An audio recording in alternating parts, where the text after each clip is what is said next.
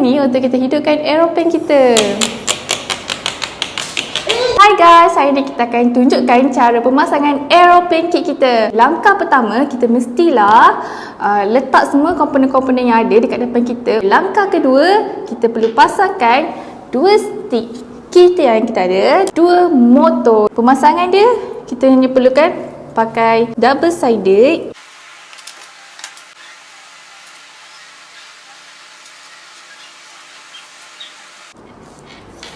Langkah yang ketiga adalah ambil satu kayu dan satu kayu yang tiada lubang. Kita ambil lagi double sided. Okey, langkah keempat, kita perlu pasang ekor kapal terbang.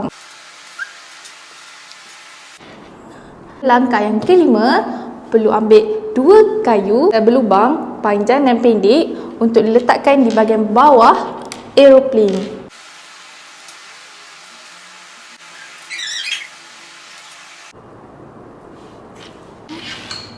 Langkah keenam, letakkan kedua-dua belah tayar di belakang dan di hadapan aeroplane.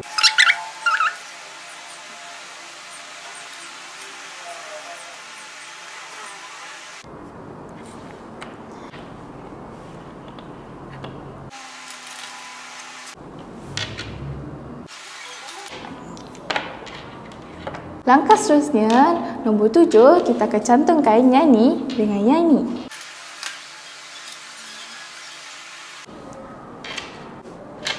Jom.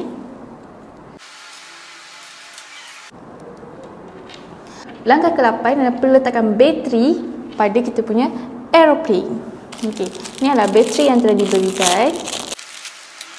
Mempunyai dua wayar merah dan dua wayar hitam.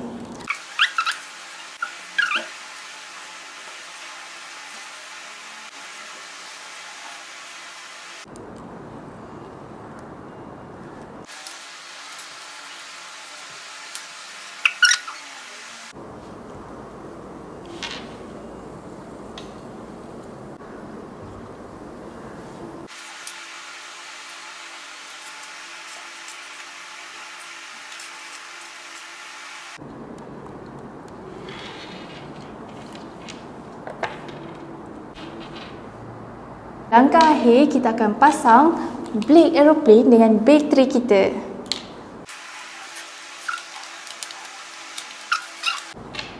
Tekan ni untuk kita hidupkan aeroplane kita.